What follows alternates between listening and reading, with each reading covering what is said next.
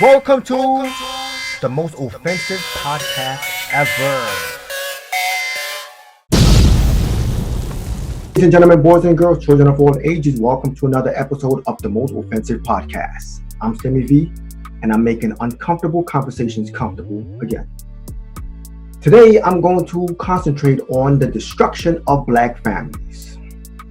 Why is that relevant in today's day and age? Well, there's a lot of racial tension, a lot of things that's happening out there, and I feel like we need to get to the root of the problem. And I feel like the root of the problem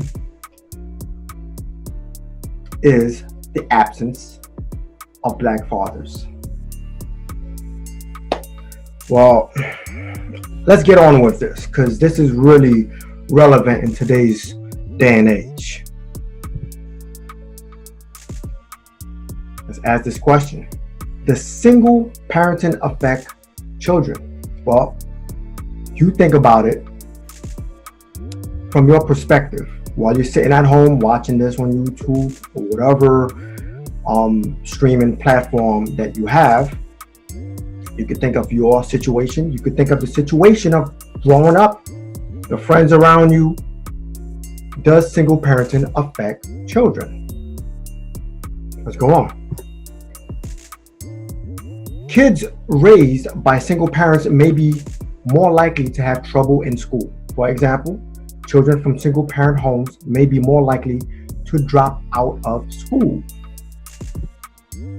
And they are more vulnerable to alcohol and drug use.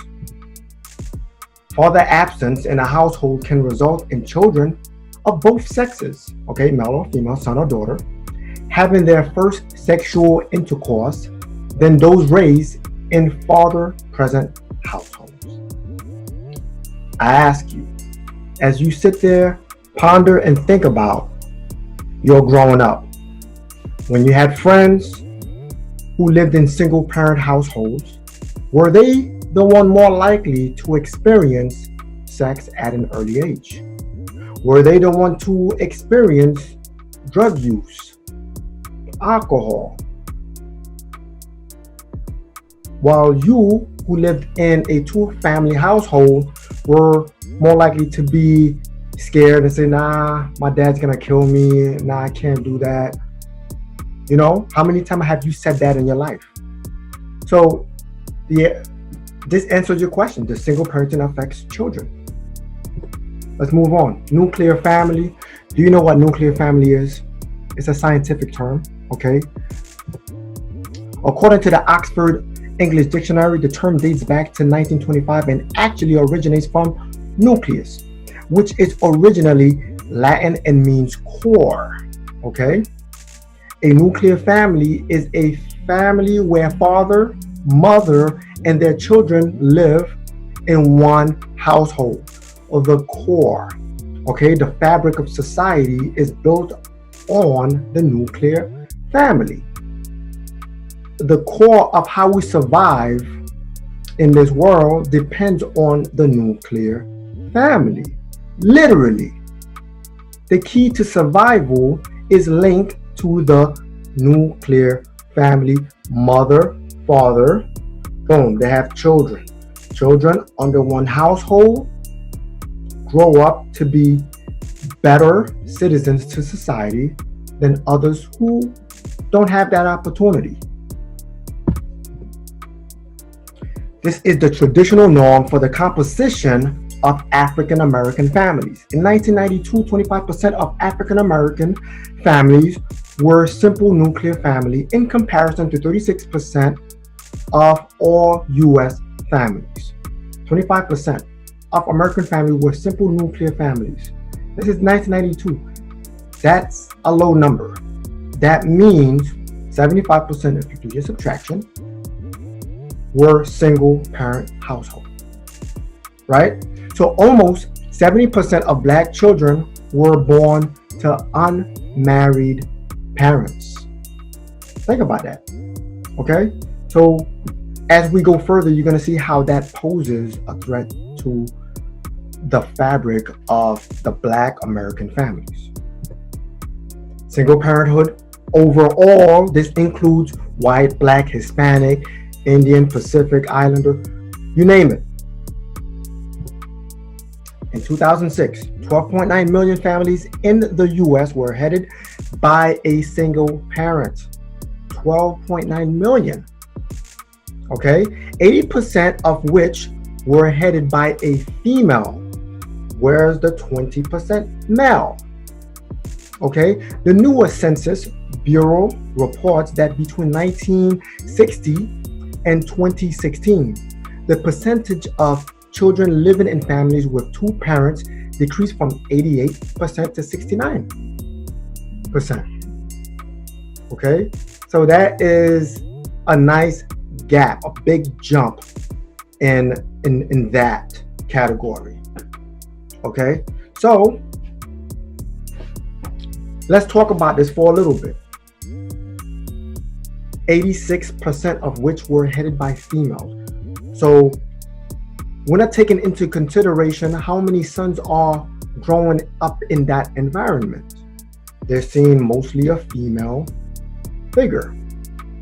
You can't raise a family on just single parenting because both daughters and sons need to see both sides. Need to see the male figure and the woman figure. Doesn't matter what society is saying in today's day and age. We need a mother and a father.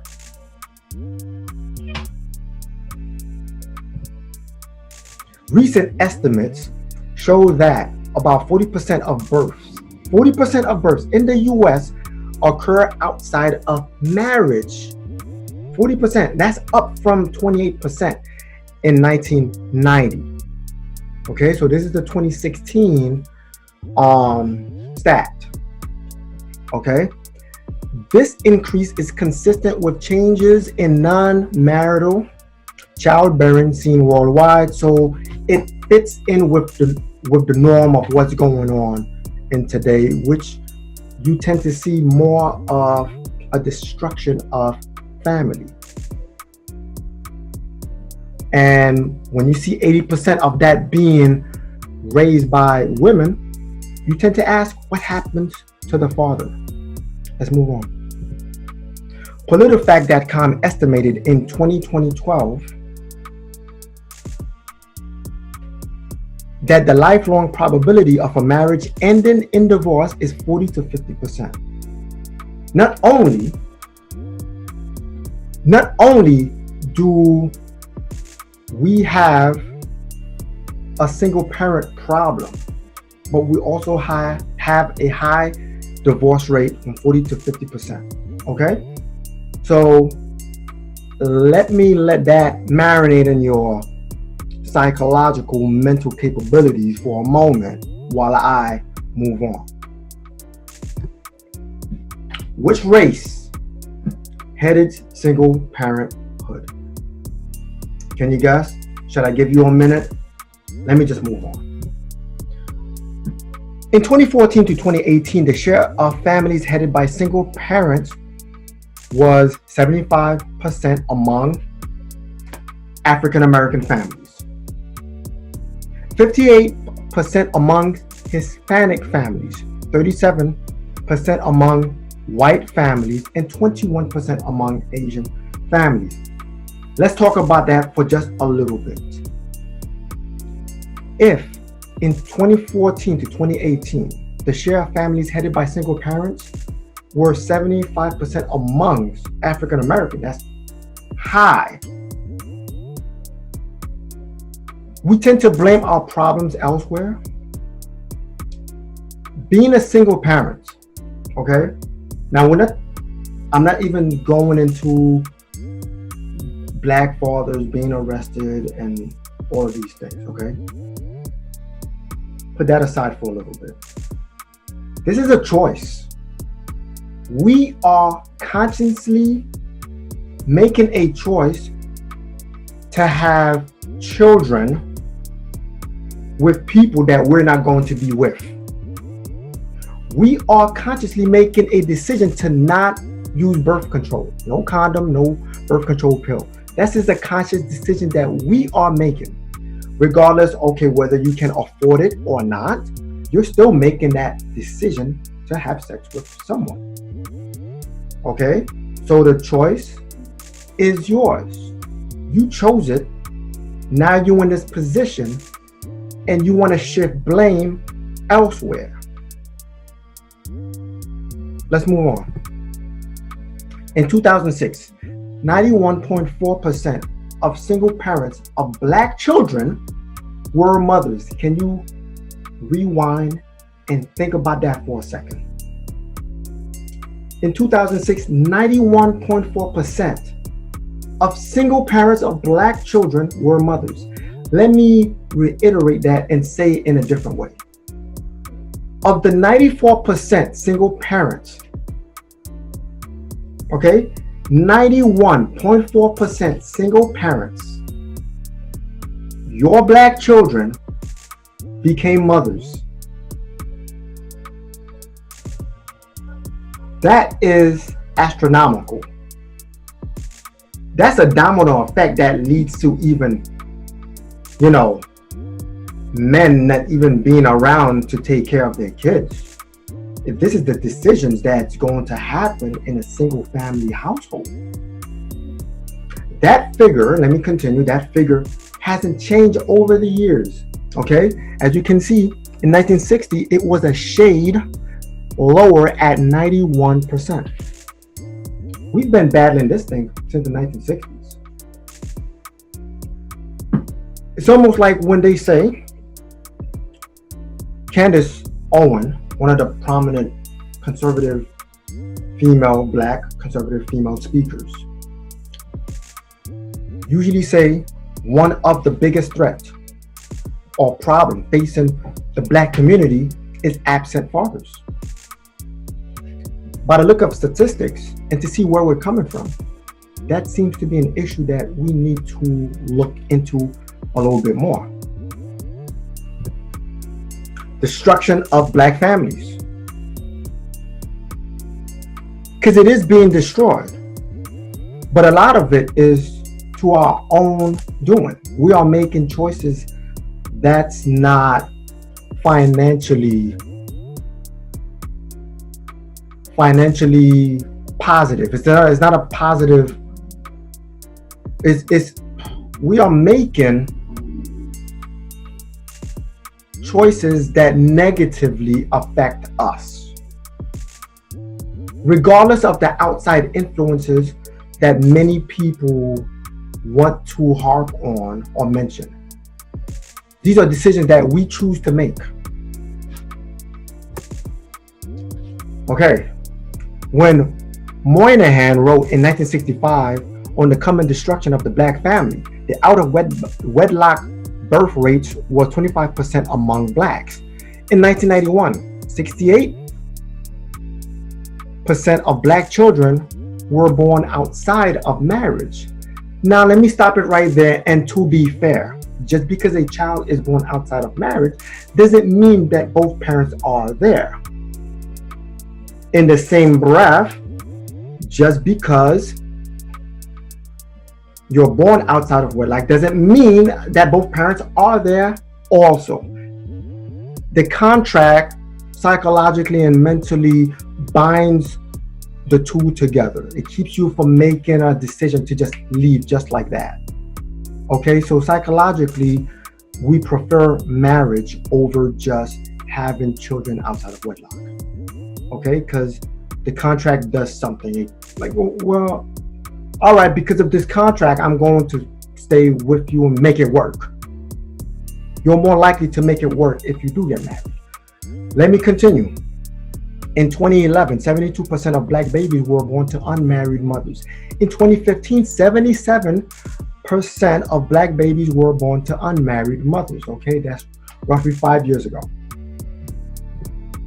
Okay, Daniel Patrick Moynihan, an American sociologist serving as Assistant Secretary of Labor under President Lyndon Johnson of the United States. That's another topic in itself with Lyndon Johnson. So I'm not going to dive into that, because if I do, then it's going to kind of lead me into, but basically to let you know, he started the whole welfare issue where single parents would rely on welfare and didn't really need the father. But I digress. Let me move on.